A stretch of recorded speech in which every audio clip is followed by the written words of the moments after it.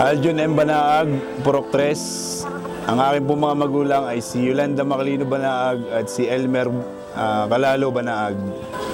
Bali, nag-aaral po ako ng elementarya dito po sa amin dito sa Purok 4. Bagong Lipunan Elementary School. Nagtuloy po ako ng pag-aaral ng high school sa San Pablo City National High School, City High Main. Nagkuleyo po ako sa San Pablo Colleges. Nag-take po ako ng BSBA, major in HRDM po. After ko po makapag-aaral ng kuleyo, nag-assistant coach po ako ng San Pablo Colleges. Pagkatapos po noon, nag-apply din ako sa Viaje de la Felicidad Travel and Tours po as a junior event coordinator. Bali sa ngayon po, ako po ay kagawad po ng Barangay Santa Monica at ang aking pong komitiba ay sa Karapatang Pantao. Sa amin pong pagsisilbi, marami po akong natutunan.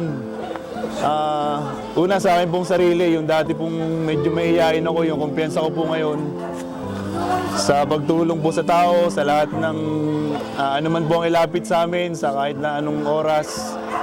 Ang pagsisilbi po kasi sa barangay, walang pinipiling oras eh. Kaya namamahinga ka o ano man ang sitwasyon mo, hindi natin mapapaliwanag sa mga kabarangay natin yun eh.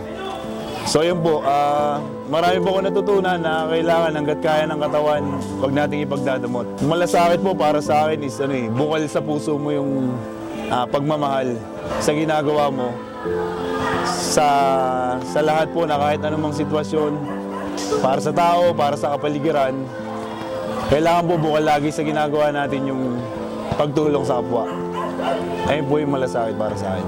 Bali, ito pong nasaksihan nyo po ngayon na aming ginagawa ngayon ay ang palaro po para sa mga kabataan upang mabigyan ng pagkakataon din yung mga bata na 12 under at saka 15 under na mabigyan din po sila ng pagkakataong makapaglaro sa mga hindi po nakasali sa liga ng barangay. Meron din po tayong palaro para sa mga kababaihan at iba't ibang palaro pa po.